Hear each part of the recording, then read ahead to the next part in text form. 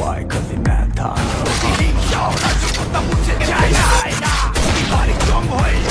Megastar Shakib Khan এবার ঈদুল আজহায় হাজির হচ্ছেন সম্পূর্ণ নতুন রূপে। রায়হান রাফি পরিচালিত তাণ্ডব হতে যাচ্ছে এবছরের সবচেয়ে আলোচিত এবং প্রত্যাশিত অ্যাকশনধর্মী সিনেমা। এবার আর শুধুই চমক নয়, থাকছে বলিউড মানের অ্যাকশন।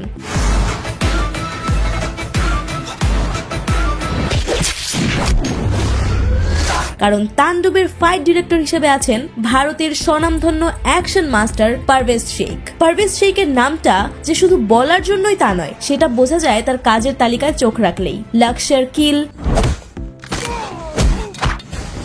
সালমান খানের টাইগার 3,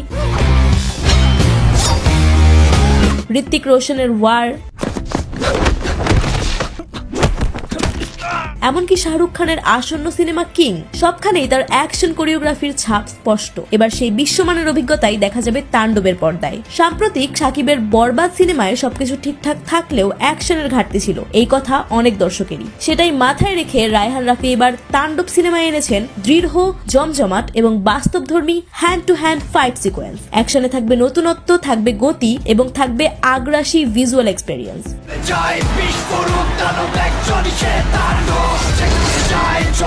ইনসাইড সূত্র বলছে সিনেমার ক্লাইম্যাক্স হবে একেবারে যুদ্ধের ময়দানে। এখানে শুধু নায়ক ভিলেনের লড়াই নয়, বরং পুরো পরিসরে থাকবে বিশাল সংঘর্ষ, রক্তাক্ত দৃশ্য এবং একাধিক চরিত্রের ক্যামিও, যা বাংলা সিনেমায় খুব কমই দেখা গেছে।